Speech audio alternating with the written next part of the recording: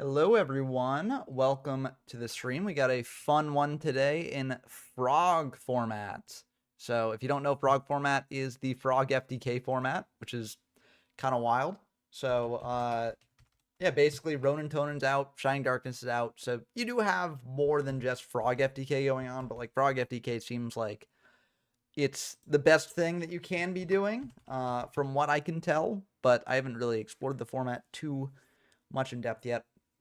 But yeah, this should be a fun one.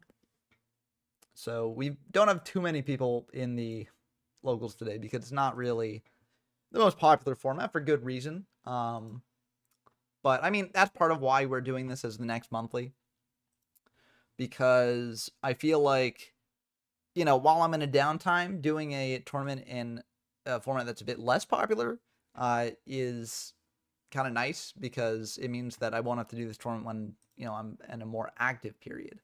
But we'll see what people bring. People might not even bring Frog FTK to this locals, because it is a kind of complex deck. It's a deck that a lot of people don't like to play because it is kind of just, I mean, I'm not going to say boring. There are a lot of decisions to make throughout, but it is just kind of dull. It's solitaire, right? And a lot of people play Yu-Gi-Oh! For the sort of interaction between players, and you don't really get that with Frog FTK as much. So I wouldn't be surprised if people bring just kind of spicy stuff. Like, you can play Inferni, you can play X Sabers, you can play Herald. That's also a deck you can play.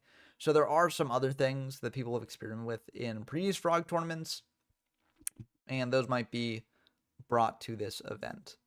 Yeah, I'm waiting on like one more person. I mean, let's check the participants. Yeah, it's 3 right now. I'm waiting on one more.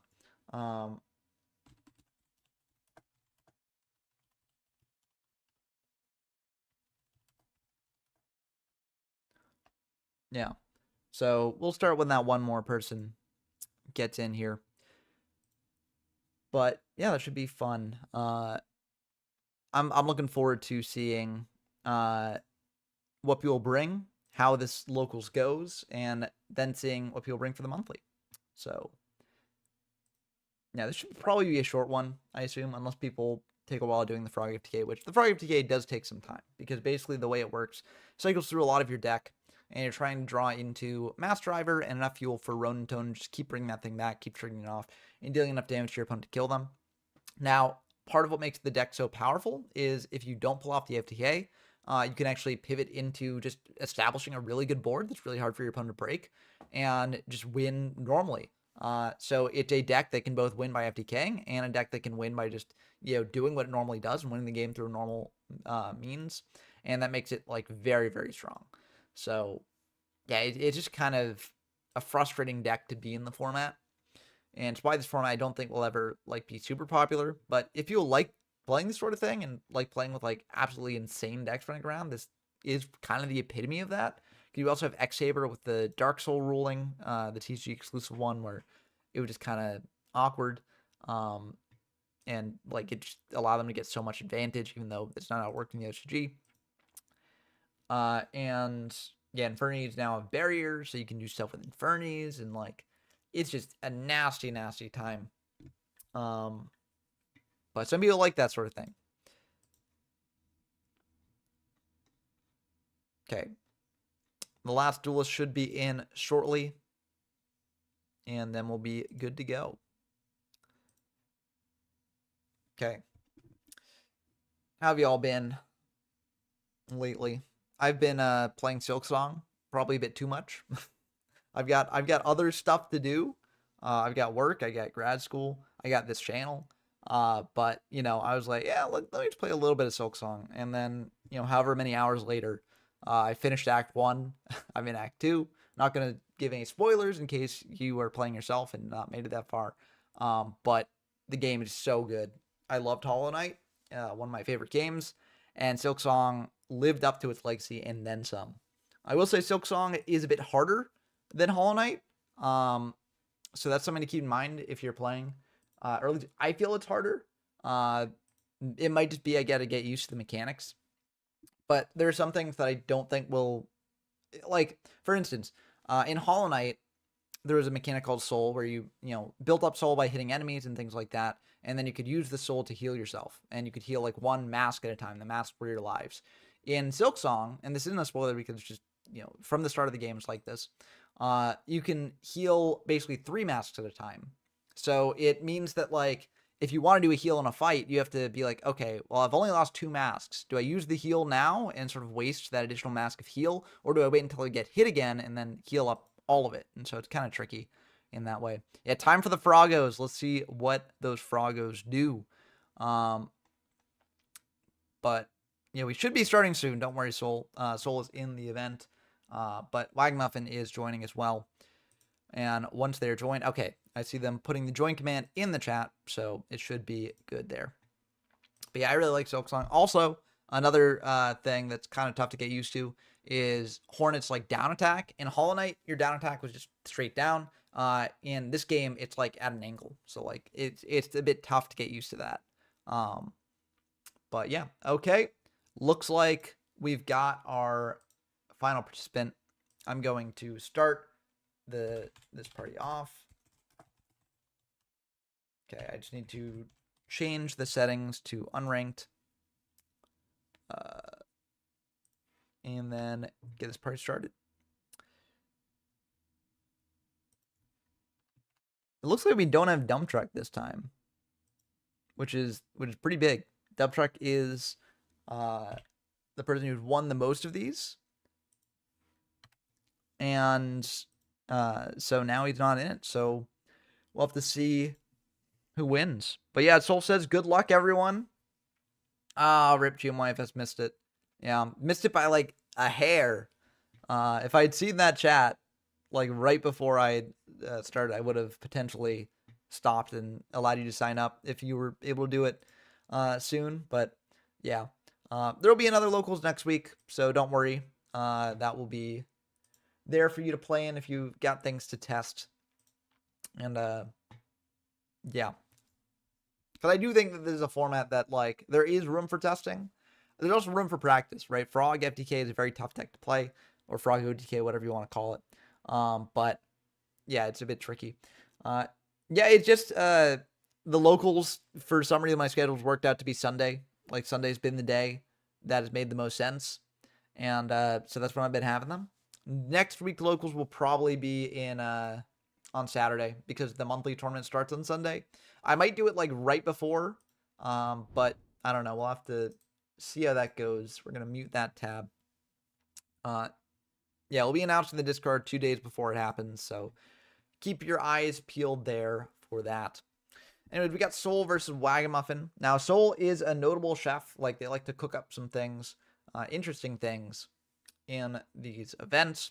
So we'll have to see if they brought something spicy or if they brought the frogs. Or maybe they brought a spicy frog. I don't know. Okay, Wagamuffin going first. They're going to set 1.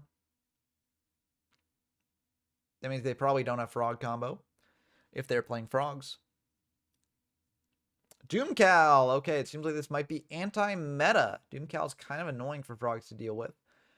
There are some ways for other decks to deal with it. Like, if you've got Hanawata in the main for frogs, you just pitch Hanawata. I think you can just pitch Hanawata at any time to, like, negate an example of effect damage. Let me just double check that. It might just be for, like, the actual moment that burn image happens. No, yeah, you can discard this card. You take no effect damage this turn. So if you are on main deck Hanawata, you can just pitch that, pop the Doomcal, and then go about your plays normally. But I don't actually know if Soul's on that. I think main deck Hanawata is kind of rough. It's just really bad in a lot of decks. I think Infernities could probably play it because it's just a free pitch from hand. So you can just pitch it and then one less card in hand. UFO Turtle. That's a bit unfortunate because, okay, Gillosaurus. Gillosaurus is not an effect. I don't think it does. This count as an activated effect? Okay, if something this way activate this effect, but there's no monster in grave. Oh no, but it doesn't target, so I guess it would activate even though it doesn't actually resolve. Or I guess it would resolve without effect. That is, in this case, it doesn't resolve because of Doomcal, but like, yeah. So interesting stuff there. Gillosaurus and UFO Turtle. Unsure what they're playing. But Reaper coming down, so Reaper can just poke in, rip a card out of hand. And that will be pretty good for Waggmuffin. I wouldn't be surprised if there's like Infernies. Infernies are often fire. In which case Reaper is like not ideal against that. Looks like it's plants. Okay, so pitching a Lone Fire. Yeah, you don't want to run Lone Fire into a Doomcal. Well, I'm setting one, passing back. And let's see what they do here.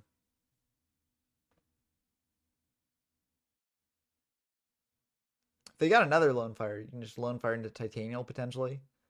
But losing that Lone Fire, that is rough. I wonder why Gillosaurus is in this deck. Mainly, maybe just to like tribute out like Titanials and stuff. I don't know.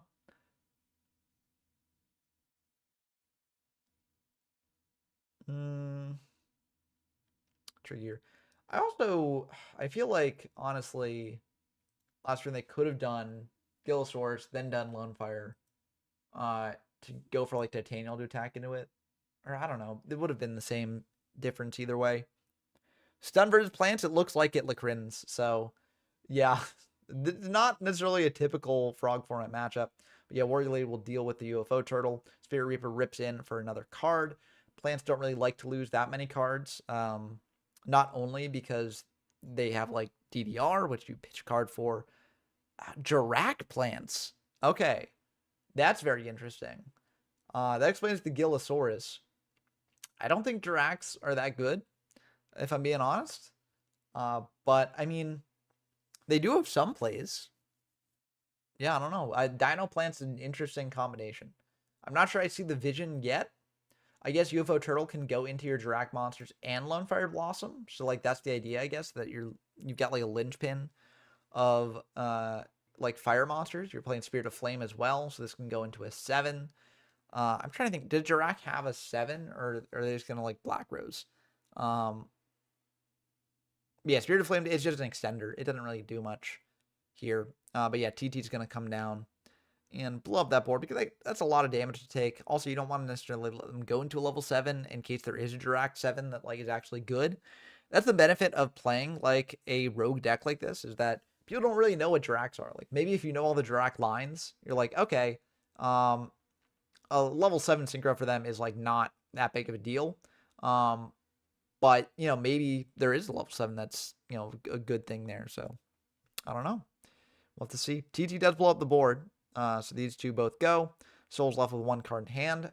That's kind of where Stun wants to be. If Stun can lock down the opponent to very few cards, then they hopefully have enough things to actually deal with those cards. Like Ryo coming down is going to be very good. That can stop an inherent special summon. It can stop adding to hand. Not that this deck is necessarily adding things to hand, but like, I guess if Soul's taking in Botanical Girl, that's adding something to hand. But like, yeah, Ryo is going to be a pretty good presence here. And yeah, Soul is passing. Oof, that is rough. That's potential reason to go for the Lone Fire instead of the UFO Turtle on the earlier turn because like, oh, and Fossil Dyna. Yeah, it's going to be a bit brutal. That shuts down things like Gorz, shuts down things like Trag. Yeah, so that's not going to be fun for Soul here. It looks like this is probably the end. I mean, we'll see what Soul does, but now even UFO Turtle can't really do anything. I mean, if you get UFO Turtle, you kind of have to run it out and then crash it into the Fossil Dyna. Going for Pot of Avarice here, so all monsters in grave. Seems like a very low spell and trap lineup. But yeah, Dyna in the main is kind of wild, but I mean, it is stun, right? So like, yeah, I mean, you play Dyna because you're trying to stun the opponent out of special summoning. So, yeah, but it is kind of weaker than things like Ryo, Doomcal, things like that in terms of its attack because those guys are just big guys that can run in. But in a format like Frog, it does make some sense. Okay, Jirac Monoloth coming out, going to attack into that Dyna. Interesting that they set before doing this. I'm not really sure why they did that. Not that it really like matters here. I doubt that they've got Malevolent Catastrophe, but MST hitting the back row, hitting a Fossil Dig, which, yeah, it's dead in the face of Ryo. So they do have a way to search that Ryo's shutting down. Bansher coming down, and I mean, this isn't the end of the game yet, but it might as well be. Dropping down to 400 life points. Yeah, Bansher is rough. I mean, I will say a Lone Fire off the top can potentially get them out of this. If there's no back row, or if the back row is fake. If you draw Lone Fire, you just kind of have to go for Lone Fire probably here. But Yeah, it's not going to be good. Yep, and that's the end of game 1. Let's dive in to the other matchup. I'm curious what PJ and Helio are bringing. Seems like PJ is on Frog Monarchs, so not quite, Frog FTK. Seems like no one brought the Frog combo deck to this tournament. But yeah, Frog Monarchs, I mean, they've got Ronin, right? They've got Genex Undyne as well, which is a pretty cool card. Fishborg's in there. So yeah, there's a lot of cool stuff that they can do with this. And yeah, Peter's going to hit in. If it's Mirror Force, it's Mirror Force. But this should be good. And yep, that's going to be the end of game 1 there. So, yes, says, oh God. Yeah, this is a crazy format. So we're not really seeing like the main reason why this format's crazy. Right now, we're actually seeing like some pretty like fair and balanced gameplay. But yeah, this is definitely 3 pillars of Heck format. I agree. Yeah, there's a lot of nasty stuff here. Even if you discount like Frog combo, you've also got Inferni with barriers. You've got X-Sabers with Dark Soul. Pre-errata, it's not really an errata, it's just a ruling sort of mishap. But broken Dark Soul. It's just a nasty format all around. Nasty in like, I'm not trying to, cast shade on the format. I'm just saying nasty is in like, there's a type of format out there that is just like you can do horrendous things inside of it. And some people really like that type of format. So if you like that type of format, this format is for you. Most people don't really like it as much, but yeah, it is war crimes, honestly. It is very rough. Soul's going first here. They can, I think honestly, if you're Soul and you've got like Lonefire, you just set up Titanial turn 1. Looks like they don't have that. They're just going to set 1, pass back. Probably a TT or maybe something else. Maybe they just bricked hard, but yeah. Yeah, I agree, Lacrins. It's probably the first real combo-heavy format in history. Airblade probably beats it out, where Airblade's just a deck with triple Stratos and Phoenix Blades and like Reasonings, Monster Gates, etc. So you're like doing these big like combos and then dim fusing everything back after you've banished everything with Phoenix Blade to do some crazy stuff. So I'd say that that format is maybe a little bit more of the first like real combo-heavy format. But this one, I think, is the first one that actually lasted a little bit, right? Because they didn't know about Frog FTK at the onset of this format. That's pretty good heavy. The way that I've heard the story told is that people figured it out and started labbing it, but they kept it sort of on the down low, and then just brought it to an event and just cleaned house. It's like this format actually was... I think there was a period of time where this was like the format going on, whereas like Airblade lasted like 1 event. I could be wrong. Maybe Frog lasted a bit longer, but that's fair, Lacrins. Yeah, where like if your criteria for combo heavy format is like multiple combo decks exist, then yeah, I would agree that this is the first one. But like Airblade, the Aqua thing is kind of like tier 0. At least from what I've seen and like playing the format, it definitely feels tier 0. And so if it's like a tier 0 format where like the main deck that's going on is just massive like combo fests, I would maybe counter to that. But I think it just depends on your criteria, right? So yeah, it's definitely valid to say that Frog format is the first like real combo heavy format because there's so many decks that are just comboing left and right. And it really does represent a major speed up in the game's history. I think that sort of the growth of the game over time, the game's always getting faster, but it's just a matter of degree. So like normally the game's going like at this rate in terms of like faster, in terms of like growth rate, in terms of how fast it's getting. But occasionally you just get a big spike that just goes way up. And then generally they'll like curb the power level, so then it goes back down to a regular or a relatively normal level. But generally that relatively normal level is still higher than the rate at which it was growing before. So it's kind of like a graph with like big spikes and some valleys, but like generally just it's trending upward, rapidly increasing at different times. And I think this is one of those rapid increases because even after they sort of curbed the power level, got rid of Frog FTK, you still had a lot of very good decks running around at very powerful levels. And that's why like something like Tengu feels so different from something like Edison, right? Because it is at the end of the era. Sure, there's like, I guess it's the beginning of the next era, but it still feels like a 5Ds format. But it is a lot faster. And it's just something that I think around this time period, decks got a lot faster in general, and you got more combo-oriented stuff. And so, yeah, the game never really went back to its earlier speed, which is why a lot of people like Edison. It's sort of like one of the last formats, or actually, it's probably the last format before the game like really sped up in the 5Ds era, and continued at that pace throughout Zexal, I'd say. Although probably the end of Zexal, like Dragon Rulers coming out, like that's probably, it's kind of interesting because Dragon Rulers was very quick and Hat format's arguably a lot slower. Because you look at like Hat, and Hat's a very like control-oriented deck. But Dragon Rulers definitely increased the pace of play, increased the combo potential for decks. And then a lot of decks later on in the game's history would follow like the example the Dragon Rulers set. So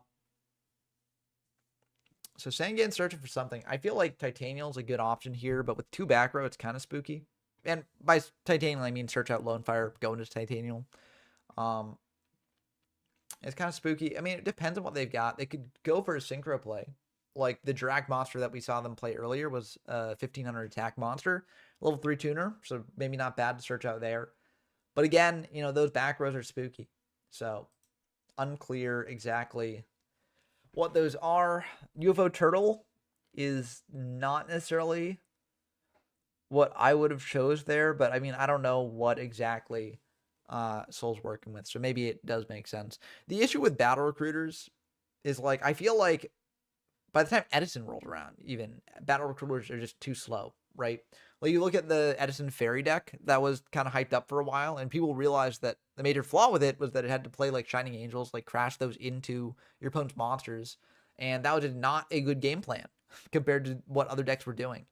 So yeah, just battle recruiters are not the best. I mean, they can do things here and there, like, you know, if you go UFO Turtle into a Lonefire, like, wow, next turn you're going to be in a decent spot, but your opponent knows it's coming next turn, so they can like prepare accordingly.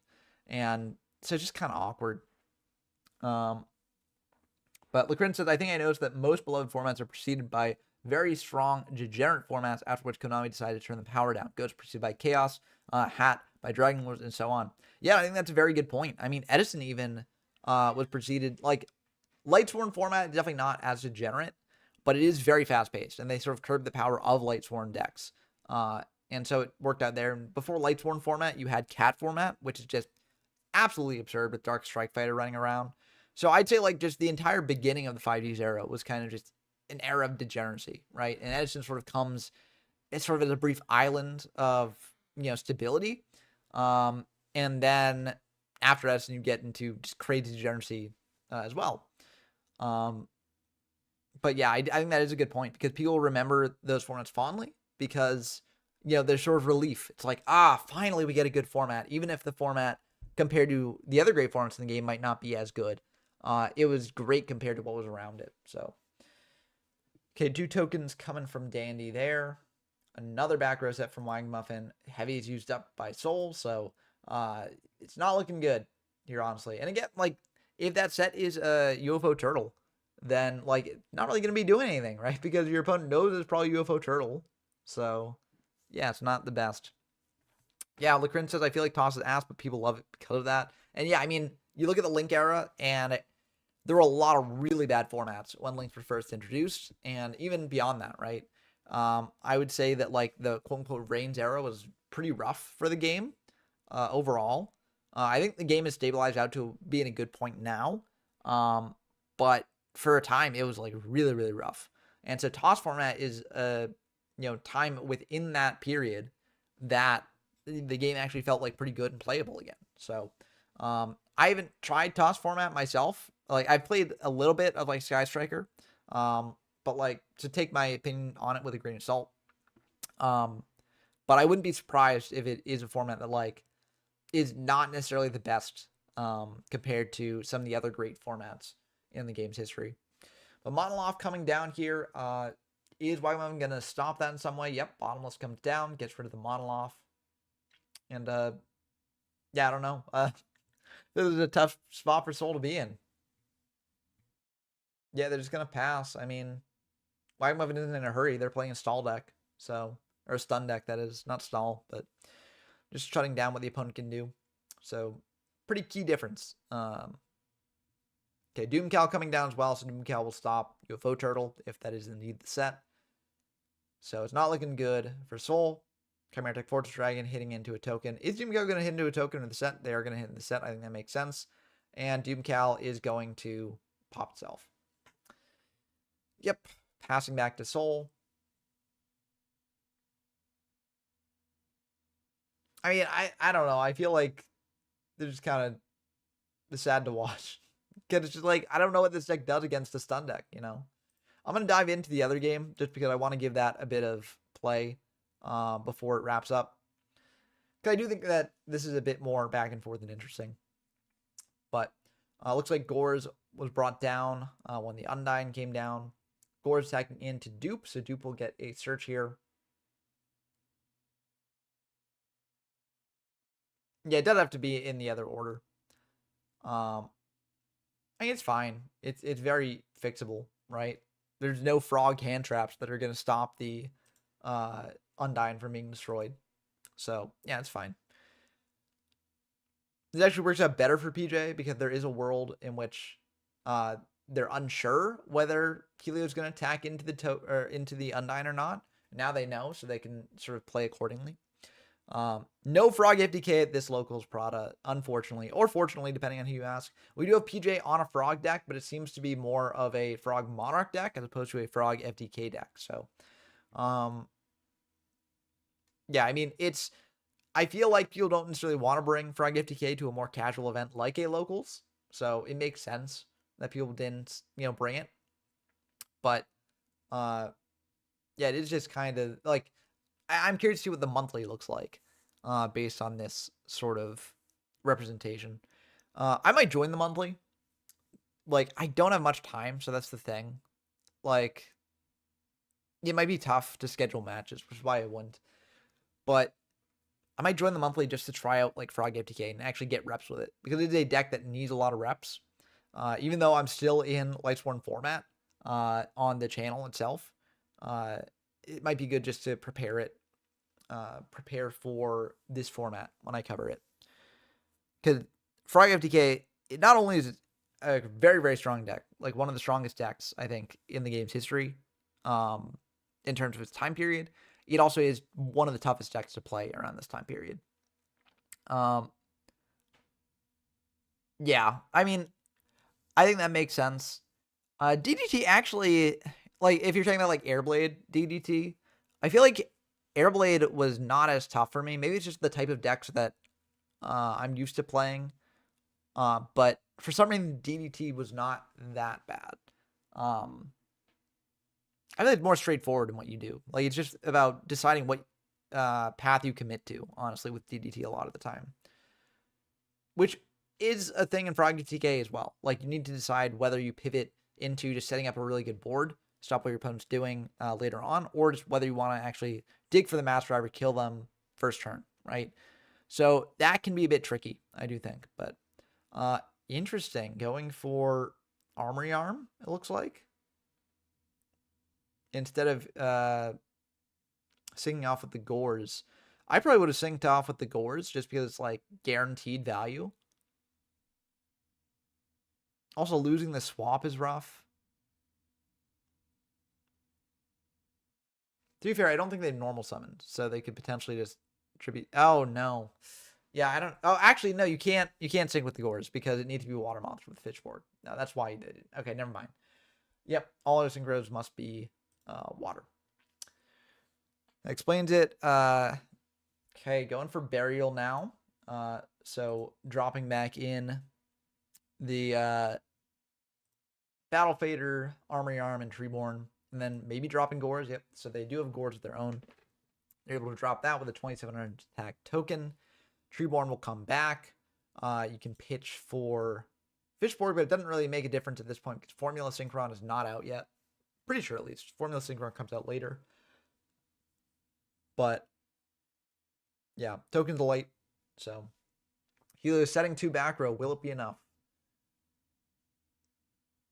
We'll have to see. Either way, that Frog's coming back, so it will allow them to stall out a bit. Restrict coming up. Okay, that is an interesting card. Very good card against Frognarks. Unifrog, though, can deal with it if PJ is playing Unifrog. I don't know if they are or not, but I think it might be a good card to play, honestly. But yeah, this is a Herald deck. So unfortunately, Herald kind of needs a lot of cards to actually work well.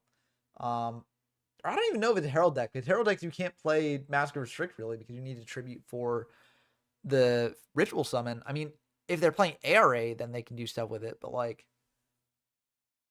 it's just kind of tough. Okay, that is 4 fairies exactly. 1, 2, 3, 4. Yep. So they're adding back the Honest. Makes sense. And yeah, Christia, I mean, it might be over here. Brancon. Oh, yep, it is over. Yep. So taking the Gorge token, and that's the end of that game. Let's dive back in to Soul versus Wagamuffin. That Chimera deck still around.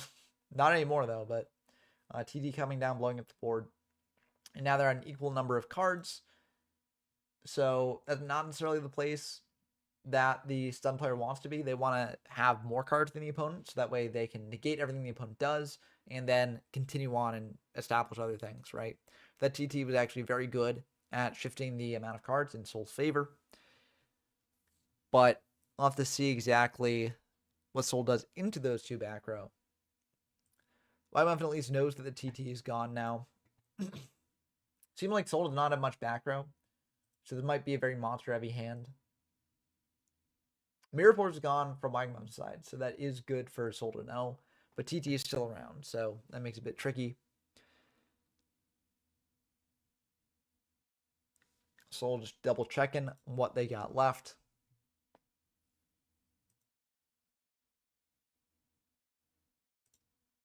Two Lone Fires used up. So I think that's all the Lone Fires they got. Fossil Dig here, adding a Dino to hand. They can go for Gillosaurus potentially. That's probably what they were considering. Because if they do special summon like Gillosaurus, Wagamuffin does get a special summon. Now you can't bring out Doomcow because that can't be special summoned. But you can bring out something like Sidra or Banisher, which can be a bit annoying. So, yeah. Looks like Monoloff is going to be the search here. It's a level 3 tuner. Monoloff coming down. It's going to be fine by Wagamuffin. Let's see if there is anything further. If they go for a Gillosaurus, I think that's a bit risky because you can go to a 6, sure, but like then the opponent has a big monster and they've got 2 back row, so it's like kind of rough into that. But yeah, Monoloff just poking in for 15 and then Soul passing back. So if Wagamuffin has a big guy, just beat over that Monoloff, then that could be pretty good. But that's the question. Reaper here, but in face-up attack mode, so that's a bit scary. Smashing ground, taking control of that Monoloff. Reaper poking in for damage, and just like that, the cards have shifted in Wagamuffin's favor there. So that's awesome, CS. Glad to see you trying out some cool decks in PC. Yeah, PC much better format than Frogs in my opinion. But I mean, it depends on who you ask, right? Different people like different formats, so. But yeah, now things are a bit equal here in terms of the cards available. Of course, Wagamuffin only has 1 set, so only like 1 negate, or 1 way to sort of interact, stop something that Soul does. But, I mean, Soul probably has all monsters in there, so it's kind of rough. Yeah, I mean, it's nice that the monthlies are consistently firing and some cool decks are topping. I'd be really curious to see if that builds into more people coming to the format. Although I do think that it's kind of, you got to be careful with that sort of thing, because like the example I always point to is like Reaper format. Or Reaper format, a lot of people tried it out because they bought into the idea that Reaper format was like a more fair version of GOAT without like some Trinity cards in it. And so people signed on to Reaper for that. And then when Reaper turned out not to be that, people left in droves, right? So what I don't want to happen for Perfect Circle is people be like, oh, Perfect Circle is a great GX format that has tons of diversity. And you can like play these really like diverse decks and doing all that stuff. And then a bunch of people come to the format, they play a lot of the format, and they just find out that actually Perfect Circle Monarch is the best deck, which it might not be. Like the decks they're topping now might actually be tier 1 along Perfect Circle Monarch. And maybe just, they weren't explored up till now. But I do think that advertising plays an impact on who joins a given format, and it plays an impact on whether they stick around, right? So I think it is important to advertise it correctly. And I understand the Reaper is much more unbalanced than Perfect Circle format, as Prada points out.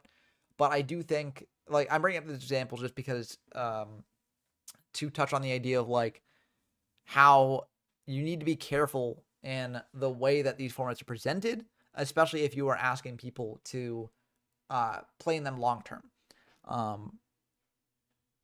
Yeah, that's just my take on it. Spore is going to activate its effect, so it's going to banish a Lone Fire and come back as a level 4 monster here.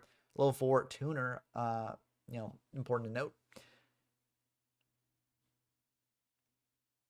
That is the only time this duel that effect will be used.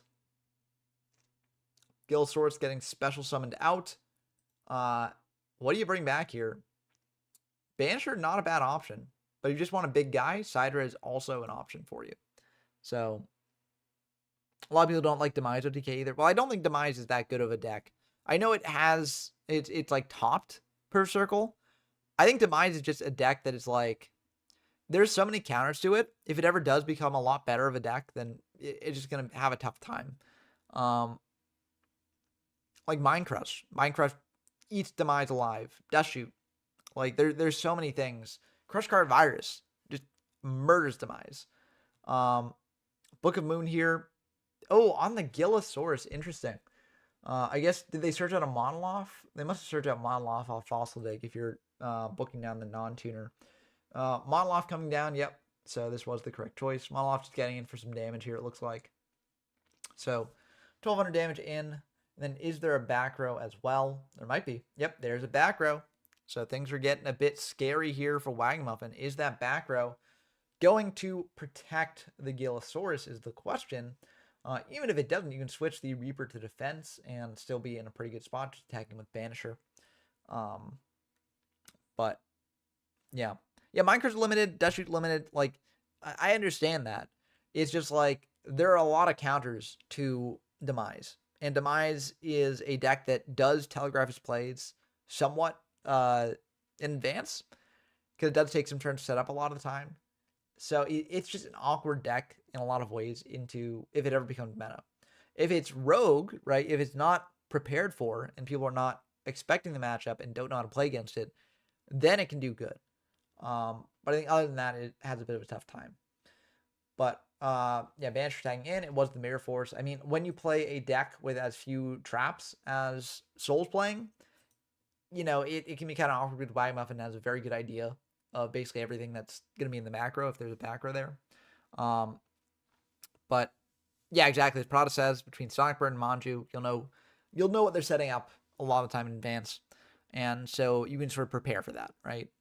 So yeah, it's a tough deck. I'm not saying it can't win games, because it does win games here and there, especially if it's able to combo off and gets lucky with the cards it draws. But like, it is one of those decks that's tough to, I think, win a tournament with.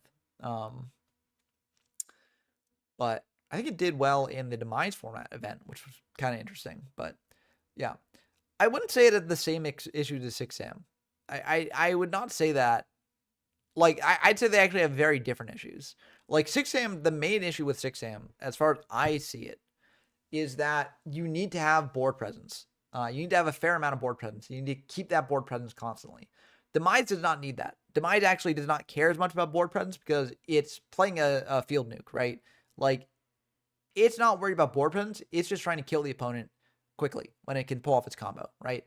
It wants to pull off its combo, and if that combo gets interrupted, it often goes down a lot in resources, which makes it hard to recover. 6ams, they want to keep the 6ams out so that way the 6ams will be able to use their effects, right? And so, like, very different issues. Very cool decks, right? But different issues in terms of, like, how they play and what they want to be doing. And also what hurts them the most. Soul's thinking here about what exactly to do.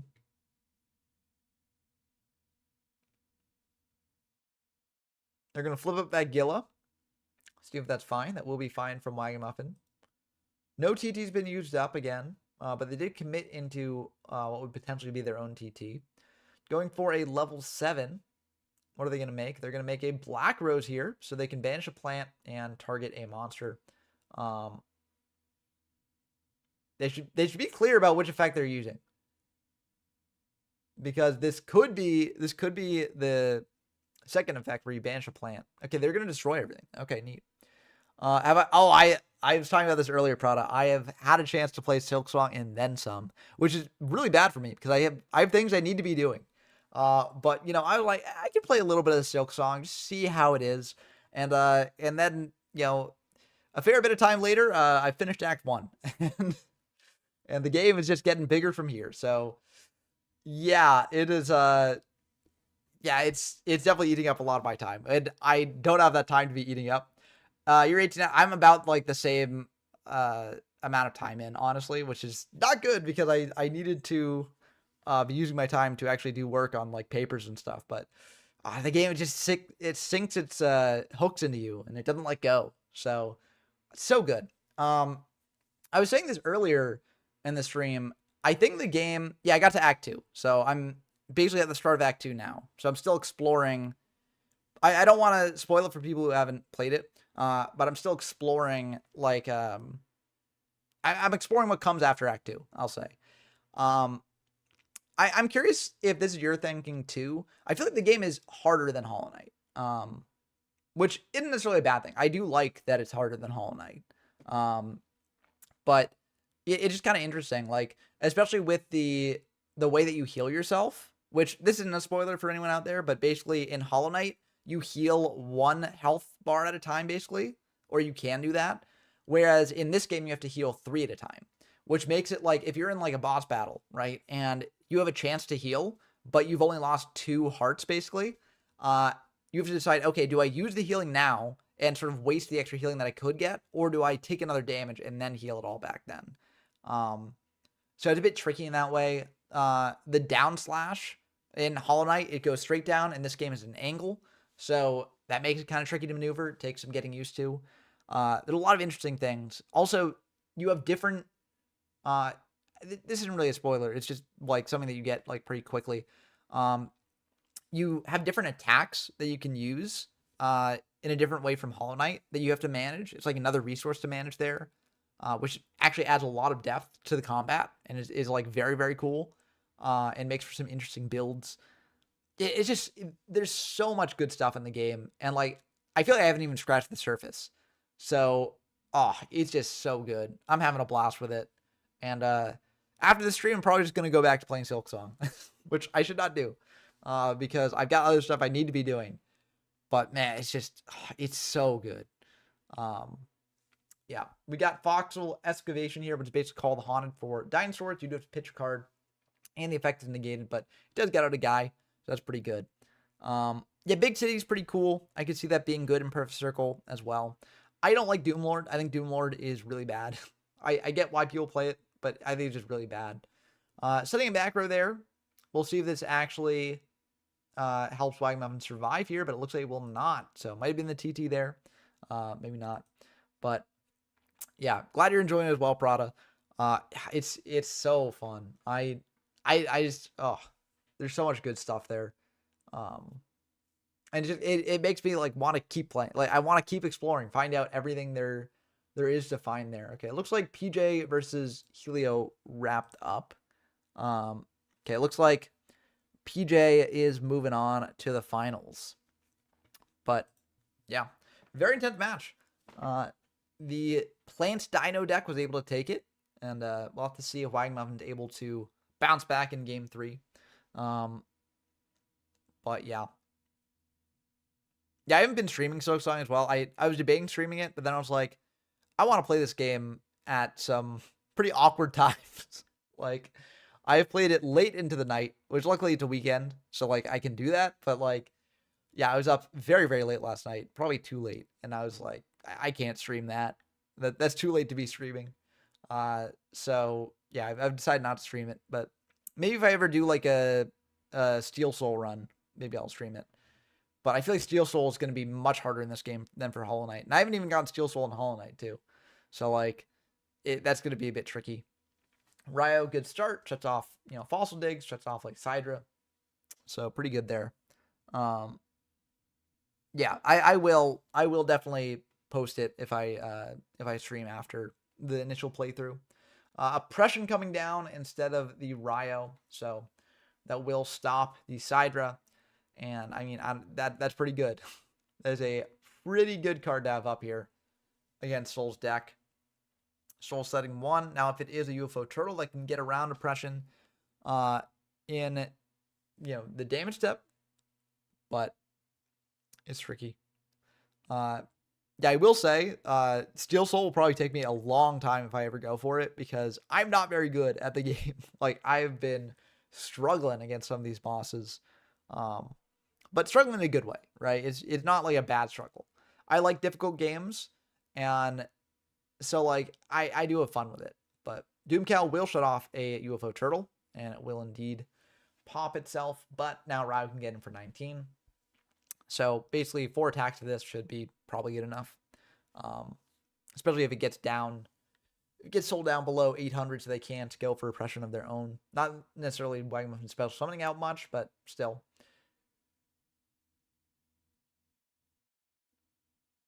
Yeah, Soul's in a tough spot. Yes. Yeah, the boss before Act 2 was rough, especially because I couldn't find a bench like super nearby it. So I had to like go through a fair bit of stuff beforehand. I got really good at the run back. But the run back was rough for a while just because like there are like enemies on the way and platforming you have to do to get there. And so it is a bit tricky. Wang Yu very good against UFO Turtle as well. Very good against Dandelion too. But yeah, it's just going to hit into a direct model off. So not ideal for Soul here. But yeah, I will say I did really like the boss before Act 2. So, but it took me forever. Yeah. I like how, I do think that the boss was interesting because it had me like adjusting my build like every time. Where like, I'd go in once and I'd be like, okay, let me try this tool or that tool. And then I'd go in again and I'd be like, okay, let me switch up like my charms. I don't know if they're called charms, but like the like, yeah, it's very satisfying to overcome the enemies. I agree. And that's often why I play games like that. Because I like having a challenge and overcoming that challenge. It makes me feel good. So yeah, it's just not going well for Soul. Oh man. They're trying to survive here, but it is not going too hot. Yeah, it's brutal. There's bleeding out cards. I mean, that's what oppression can do to you, you know?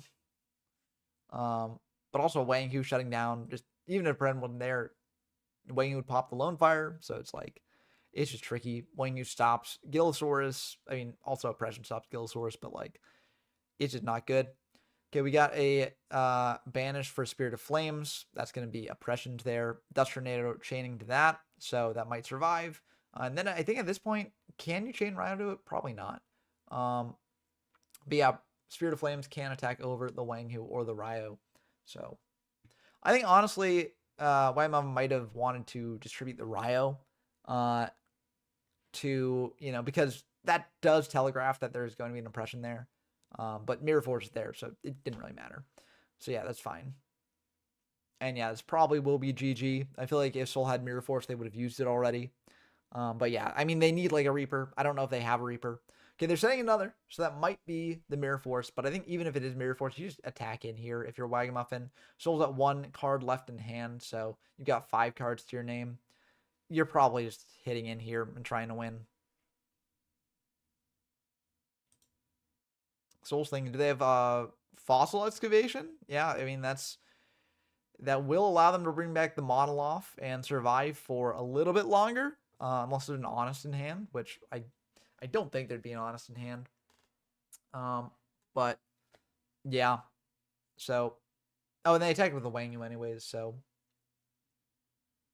yeah, that's 200 in and then 1900 in. So Soul is still hanging on. They're still in it. Maybe they can draw into something good to help them out here. Pot of Avarice is not live, so Pot of Avarice will not be that. I mean, I don't know what they could draw into really, but maybe there's something. I don't know. Sidra, but that gets countered by the Ryo. And yeah, that's probably going to be it. Imperial Iron Wall, but that's not going to do it. And so that will be GG indeed. Okay. So Wagamuffin moving on to face PJ in the finals. So we got Frognark versus Anti-Meta Stun. So interesting matchup. Not necessarily the matchup that you'd expect for Frog format, but again, no one brought the Frog FDK/OTK deck, so it does make sense that it might end up like this. Yeah, so that might take a little bit to get set up. Let's see, what are some other games going on? Let's see what this one is. This is a fiber format game. This might be fiber format. I don't know if there's a fiber tournament. It might be a Yada game as well. But this will probably be old school Yu-Gi-Oh! So we can dive into it for a sec while we wait for the other game to get set up. And then we can guess the format. Everyone's favorite game. Birdman Omega set in 4. Pretty strong start. What's Little Myth's going to do? Okay, definitely not a fiber format. I wonder what format this is. It could be like just Edison or something. Hero Beat style stuff. And emergency call as well.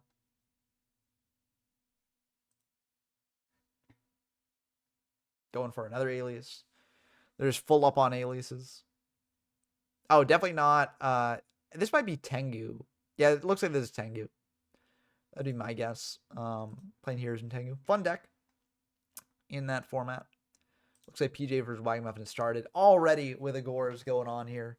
But yeah, Heroes and Fire would be wild. I mean, there are no heroes to play, but that'd be very funny. Interesting that Treeborn is already in Grave with Banisher up. I wonder how that happened. Oh, they had 7 cards in hand. How did they get 7 cards first thing? Oh, swap. They swapped. They've got Swap Frog. That explains it. So they not swapped, sent the Treeborn, and then bounced it back. Yeah, that makes sense. Heavy coming down, but that'll be met with a Solemn there. Makes sense. Solemn and Heavy both banished by the Banisher effect. Still a good spot for PJ, I think. Question is, do they want to risk a TT?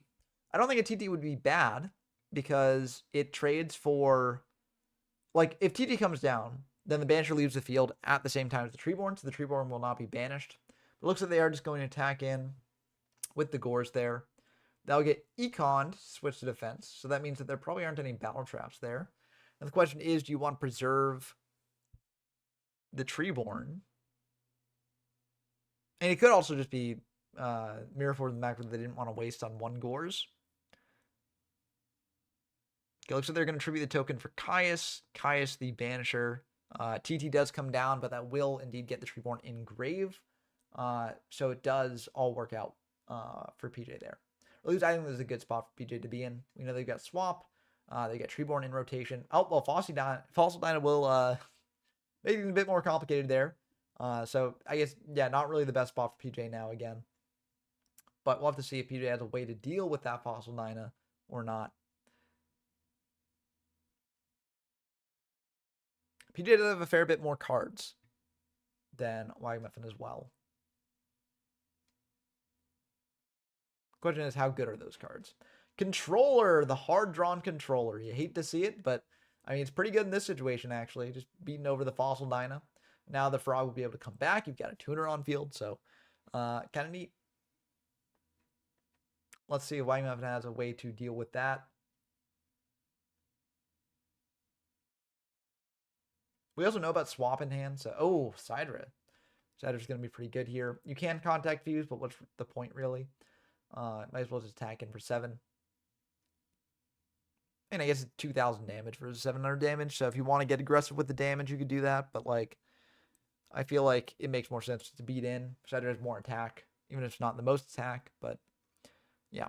It's going to come down. Treeborn can come back. Wengu would be cracked here, yeah. If Wengu comes down, that'd be nuts. But yeah, it looks like Wagamuffin does not have the Wengu. Trading the Treeborn for a Sidra, or not a Sidra, a Caius, banishing the back row, hitting a heavy, so not the best back row. But now they can beat over the Sidra there. Pass back.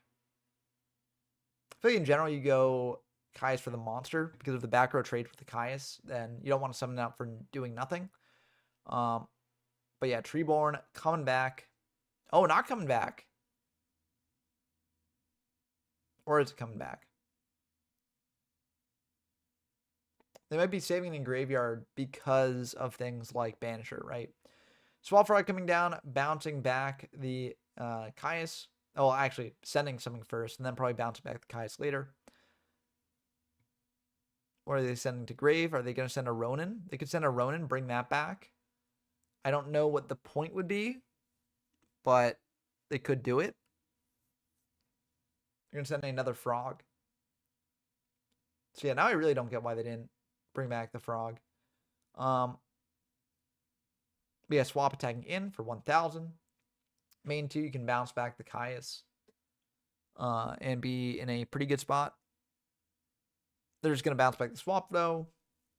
Probably fine. If they've got a water in hand to special summon the swap, then they can bounce back the Caius, tribute out the Caius over the Frog, then be in a good spot there. So, yeah, probably fine. And Caius being a big guy does check things like Wanghu, for instance, as Prada mentioned. So, yeah, now the Frog coming back. Now, if they got a water in hand, they can pitch, special summon, and swap, bounce back Caius, tribute over the Frog, banish the face down, and then get in for lethal. Or supposed lethal. I mean, there might be a Gores in Wagamuffin's deck. Although, stun decks don't really play Gores because they're generally loaded up on back row, loaded up on monsters, so it doesn't really make the most sense. But yeah, they can pitch an Undyne, bounce back the Caius, tribute over the Frog, or the Treeborn for the Caius, banish the set, and then get in for lethal. So, looks like that's probably what's going to happen here. Oh, no! I mean, is this lethal? I don't think it's lethal. It's such a good board.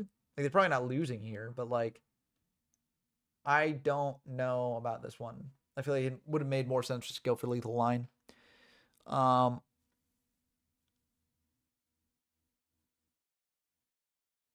Yeah, I'm not the biggest fan of this. I mean, you set up a lethal line later potentially with this, right? Because Caius beats over the set, and then you get in for 1,500. Or, oh, that's 2,400 right there. And then you can bounce back the Caius and then have a lethal hit on by just banishing Caius itself. But yeah, no, they could have just gone for lethal line by bouncing the Caius. Oh, they're going for lethal this way. I don't like that. I feel like if you do this, you just want to get the opponent down low enough that you can like bounce back Caius. Oh, okay. Oh, I see. So tributing off the swap. Yeah, so that actually is lethal. Yeah, I guess if they got Econ, it makes sense. But like, I feel like it makes more, like, I don't know, you show less of your deck if you just special summon out swap, bounce Caius, tribute Caius over the Frog, and then get in that way. But I guess that does play around Gores. So they played around Gores better here. So that's fair. Yeah, because doing it that way does play around Gores because you've poked in with Unifrog while they have a monster on field, so they can't drop Gores there, and then you're killing them off completely with Caius. So I guess that works. Yeah. The issue is if the set was like, no, false line doesn't even stop that, yeah, because yeah, actually that was probably the better line. Yeah, hats off to PJ for finding that. Yeah, I don't think there was. Yeah, that was the better line for sure. Good stuff. So again, that shows that I'm not infallible in my commentary. Not that I ever claimed to be. But yeah, because that was a better line than I gave it credit for. I only realized that, you know, after seeing the line and being like, oh, okay, that makes sense. I'm trying to think of a monster being set where that line wouldn't be good. I think the only answer is like Legendary Jiu-Jitsu Master, but you'd still win through Legendary Jiu-Jitsu Master with that econ. So I guess Morphing Jar. Morphing Jar is like the one monster. But if it's Morphing Jar, you still win because you attack over that with swap. So actually, yeah, I mean, it's, yeah, that line wins through, I think, everything. I could be wrong. Maybe there's a monster that it doesn't win through. I guess Man-Eater Bug. It doesn't win through Man-Eater Bug, to be fair. So if they had Man-Eater Bug there, then, you know, that would have been the mistake. But, yeah, I think that makes more sense. Although, again, I don't think decks are playing Gores, so I don't think you really need to play around it. But if you can, you might as well. So, very clever line by PJ. Let's see what happens here. Wanghu coming down. I mean, as Prada said, Wanghu would be good here. Wanghu is very good here. We'll have to see if PJ is able to actually counteract that, or if that Wanghu is just going to be lights out.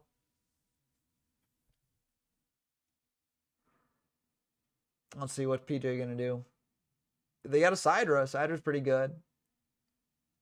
They're just going to set one pass. So the set might be like Substode, might be dupe. So you can wall off against Wang Hu and then potentially tribute that out. But it's obviously not ideal. Warrior Lady coming down, so that will deal with the set. Going to be a Fishborg. Okay, don't even need to banish that, really. Because Wang Hu's sort of checking that. The issue is, if there's Brain Con, they can Brain Con the DD Warrior Lady, attack into Wang Hu. But, you know, if they got Brain Con, they just Brain Con the, you know, Wang Hu, tribute that off. Looks like it's a Gores that's coming down. So Gores is going to be pretty good at dealing with the Wang Hu here. Unless that set has something to say about it. So it's still a good spot for PJ, though, because as of now, I'm going to have to use Warrior Lady to deal with the token if the token remains in defense. Now, potentially, PJ could tribute that token for a Monarch as well. That's something they could do. They're going to attack in to the Wang Hu. That's going to get Saku'd. So there goes the Gores. So that may be an argument for switching the Gores token to attack and just poking into the Wang Hu. But, I mean, I feel like it makes sense that, like, you just keep it this way. Because with Mirror Force, you get completely blown out by that. But if you don't have a Monarch, then I guess it's a wash either way. Going for Caius here. Are they going to banish the Warrior Lady or the Wang Hu? They're going to banish the Wang Hu just to be safe. I think that makes a lot of sense. That is what I would do there. And they're going to pass back to Wagamuffin here. I don't think we've seen a Ronin totem for PJ. So I wonder if they're playing Ronin. I feel like Ronin's very good in a Frognark deck. Because just you get to keep bringing it back.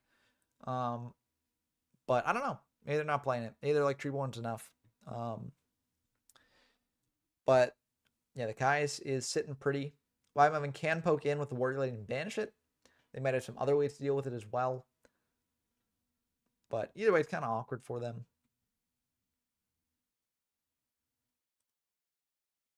No Treeborn in grave, at least. So that's nice. If they've got a Fossil Dyna, they could go summon Fossil Dyna, attack Warrior Lady into Caius, attack directly with Fossil Dyna, and then you're in a good spot. Also, if they had another Wang Hu, you could do something similar to that. But yeah, definitely is a crucial point for Wagamuffin. The question of what are they going to do?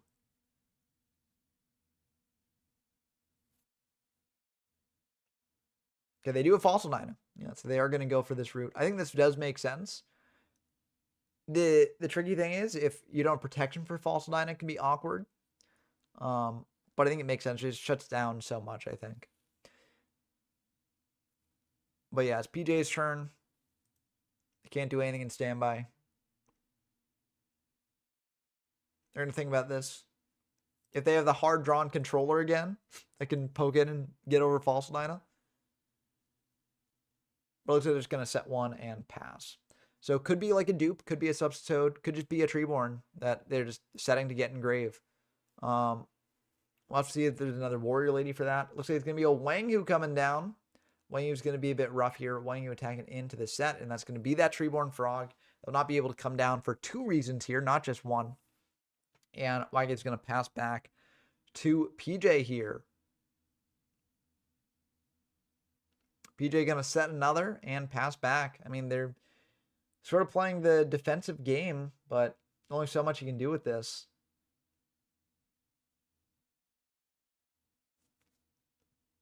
I wonder if they've got more removal in their side deck, like Raigeki Breaks and things like that. I feel like that'd be pretty good. Wang Hu attacking in to the set.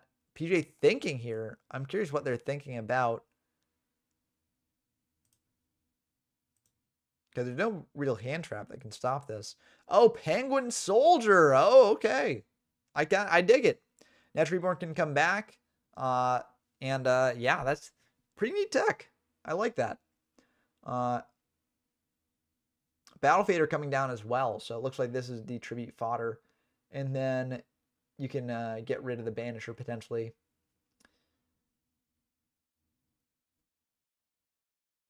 They are going to bring back the Frog. Now, if that sets Mask of Restrict, that would be brutal. If this sets Solemn, that would also be brutal. But I do think it makes sense just to bring this thing out. All right, I guess there's a world in which you don't bring it out because you're trying to set up for when you can actually make something happen, and just sort of a liability here. Heavy on the back row, I think that makes a lot of sense there. You got to do that just so you can actually clear the Banisher. And PJ now thinking again. What are they going to do? They also know that Wagner probably doesn't have the most back row because they do have 2 monster in hand minimum from the 2 that got bounced back. But yeah, PJ is thinking here. They're giving it a thought. They're giving it a big think. Here's what they're thinking about. They might be contemplating a lethal line, which would be kind of wild, but not out of the realm possibility for this deck a lot of the time. Let me think. Can you activate Fishborg's effect? Yes, you can, because it doesn't say send to graves, it's just discard 1 card. So you can go for a Fishborg play here, potentially. Not sure if that would be good. Swap Frog coming down. Kind of awkward with the... It's also the normal summon, too, so, like... I don't think that you can actually do this. Oh, you can bounce. Yeah, sure. And then go for... I don't get this play. No, they messed up. They had to... They wanted... I guess they're just setting that up for later, but if they wanted to clear the Banisher, they'd have to go for Armory Arm, which you can't do with the Battle Fader. But, I mean, that would have been awkward. Either way, you lose, like, all your setup to the Banisher. I just don't get why they added the Frog to hand. I'm curious. I'm sure this will make sense in the long run. But I just don't get the current play there.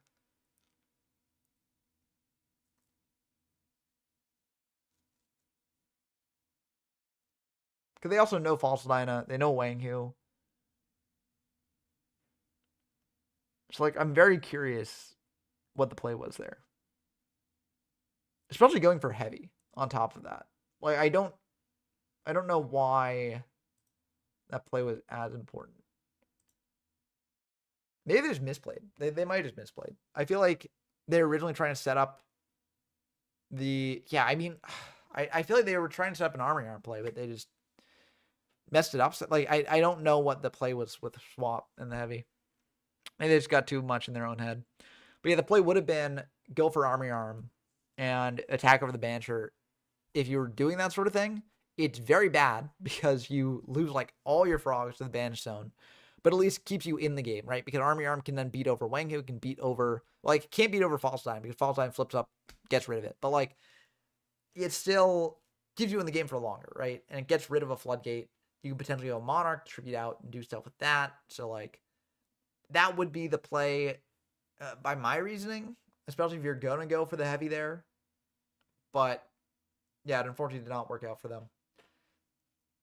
Swap Frog coming down, sending a water from deck to grave, sending probably the Treeborn Frog, just to get that in rotation.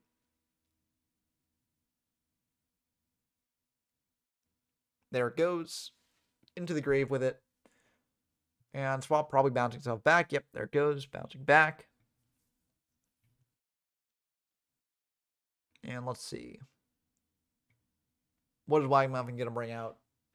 They probably have some way to stop that Treeborn from coming back. Just a back row, okay. So, Frog can come back now. Maybe they got a Banisher and Restrict. Like, if that's a Restrict, then that would be kind of awkward.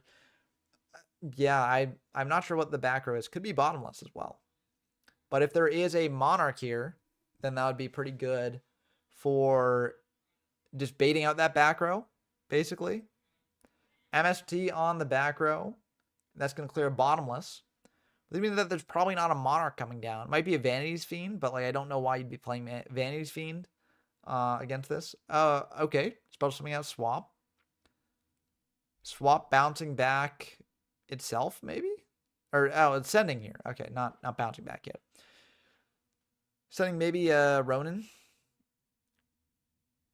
I don't know if they're playing Ronin, but that's a good one. Sending a Toad instead. They might not be playing Ronin, in fact. I mean, that's what I'd assume. If they're sending the Toad. Or they have some way to get back that Toad, but like a salvage or something. If they got salvage, that's really good here because they go salvage, summon out Toad with the normal summon, and then just set up a board that's hard to break. But Now just attacking him with Substitute. Main 2. You're just gonna bounce the frog back and yeah, okay. I'm not the biggest fan of that, honestly. I feel like,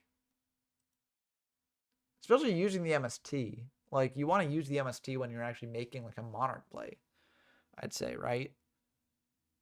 So I don't get what the play was there, especially sending Substitute, which is like one of your best things. Yeah, now Caius comes down. But like, yeah, it's gonna get rid of a Dimpers. That's actually pretty good. So it actually worked out well. Caius poking in for 24. So now things are going well for PJ. So yeah, maybe I shouldn't have doubted the process. Either way here, PJ thinking about maybe to commit a back row, maybe to special summon out, swap, bounce Caius. Looks like they are going to special summon out, swap, bounce Caius. I'm not the biggest fan of this play, because if Wagmon summons out like a Wangu, summons out like a False Dyna, then your play shut off. So I would honestly, like, I think most of the time it is the right play. But against stun specifically, you don't necessarily want to bounce back the Caius this early, unless you have a guaranteed way of making sure it goes through. Sidra coming down and Ryo coming down as well. Notably, neither of these will stop the Caius. So, because you can bring back Treeborn, that won't be stopped by the Ryo, and this will be fine. But yeah, 1900 in with the Ryo. Is there going to be a Gorz coming down? No Gorz in the third game. There's a back row. There's another back row. There's another back row, and passing back. That is not good for PJ here. Standby phase. Treeborn coming down. Is there going to be an Econ as well? Econ does come down. So taking the Sidra makes sense. And then the Frog comes down again. Main 1. Going straight to battle is not necessarily what I would have done. Because, like, so, I mean, I guess it doesn't really make a difference if they have Solemn there, which they probably do have, but I would have just done Caius. Yeah, I mean, they're probably, yeah, they're probably trying to bait out removal on the Sidra, but it's kind of awkward. I would go, if I was PJ, I'd distribute for Caius, try and banish the Ryo. They probably have Solemn. I mean, I would say like 85% chance they got Solemn. But I think you still bait it out. They dropped down to 2,300. You're in a good spot. Oh, no. Oh, I don't. I guess they're saving their life points here. But I don't like that. I don't like that play. I feel like, I mean, if you get heavy, like, sure, that's great. But, like, if White Mountain establishes a floodgate monster, that's going to be really bad. But it looks like they don't have that. So standby. The Frog is going to come back yet again. And go into main. PJ thinking here. So it seems like they're trying to draw a way to deal with the back row before you go for Caius. The issue with that is that White Muffin will draw a way to deal with Treeborn before you draw a way to deal with the back row, I feel like, most of the time. Soul Exchange, that also works to remove the Ryo. This to me says that they've only got the Caius in hand, because if you do this, right, if you have this and you have more than just Caius, you would just summon out Caius here, try and get the Ryo. If they got Solemn or something, it like fails, and then you next turn bring out the Caius with the Soul Exchange, right? Or bring out whatever other Monarch you have with Soul Exchange. The fact that they're using Soul Exchange now tells me that they don't have another one besides Caius. Either way, by activating Soul Exchange, they got to go for a play here. They're going to go for Substitute instead of the Caius. I think that's a mistake. I think that is a big mistake, because if they've got Solemn, they can just stop the Toad from being summoned, and then you don't get the tribute. So that, oh man, that was not good.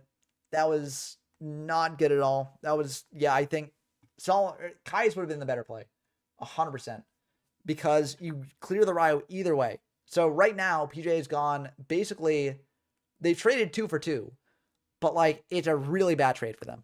That, oh man, that was not, oh no, that was not good. Now, to be fair, they will be able to do the Caius play next turn as well. It's just the Soul Exchange wasted, right? So it's and they knew about Solemn too. Like, there's no way they didn't know about Solemn. So, like, they just ran into that, unfortunately. But that does happen sometimes. You know, I always say it's a lot easier to commentate than to play, right? And so even though I'm, like, being harsh with my criticism here, like, it's easier for me to see that being separated from the game itself than being in the game, having the pressure on, and trying to figure out what to do against that back row. So, again, you know, I'm not saying any of this to, like, dunk on a player or anything like that. I'm just saying it because and a back row there. So, okay, this will be interesting. I'm curious what that back row is. It has to be usable like this turn, because otherwise you wouldn't risk having the Treeborn Frogs shut off. Okay, Treacherous Trap Hole is going to come down. Very neat card. Target 2 monsters. I mean, they got to do it now because they need 2 monsters on field to do this, and they need to clear it. But, like, again, like, I don't know. I feel like they're a bit too risk averse with the Caius. Like, Solemn is gone now. I mean, they might have another Solemn, right? But if they do another Solemn, they're in a very risky spot. And, like, you need to establish something. They could still win. They could win right here, potentially. If Wagamama does not have the tools to deal with that Caius coming down. They're going to summon out a Genex Controller instead, so that's also fine. Going in for 1,400 damage. Just poking. That's going to get Dimprised, so that baited out 1 card in the macro there. And PJ is going to pass back.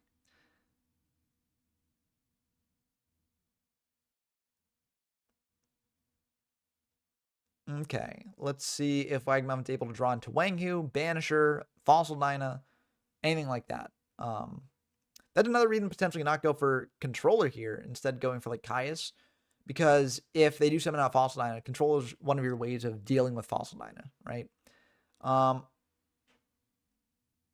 They are going to go for a Caius play here. This tells me that they probably have another Tribute monster in hand. Compulse is going to bounce back that Caius. That's probably still fine. You are fine with that trade. And PJ is going to pass back to Wagamuffin. So things are looking pretty good for PJ now, I will say. Depending on what Wagamuffin commits, though. If they got a monster that can stop the Treeborn from coming back, things get a lot worse. But yeah.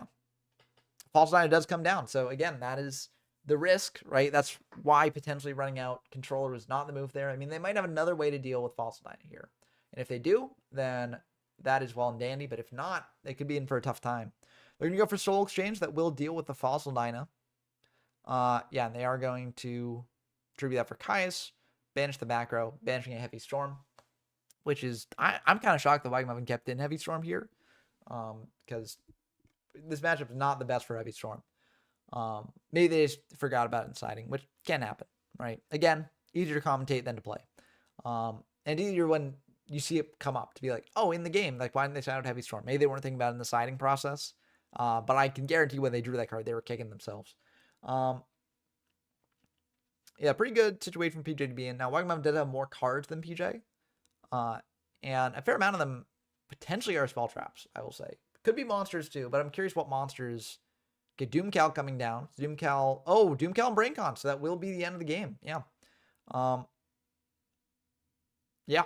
I think PJ could have won that game if they'd gone for the Caius play with the Soul Exchange instead. I think they had a ton of tribute monsters. Yeah, I'm curious why they didn't do that instead of going for Toad. Yeah, I think they could have won that game, but it was a close one either way. So it does happen sometimes. And yeah, good stuff. I hope you all enjoyed the Frog Locals. We'll be having another one next week, probably on Saturday instead of Sunday, because the monthly tournament starts on Sunday. So yeah, it was a good match for sure. Yeah, and hats off to both players. I think both players played well. And yeah, but I hope you all enjoyed as always. I'll see you all next time. I got some Silksong to dive back into. I would be very honest about that. But the game's just so good. So I'm going to sign off here and hope you all enjoy the rest of your weekend. Peace.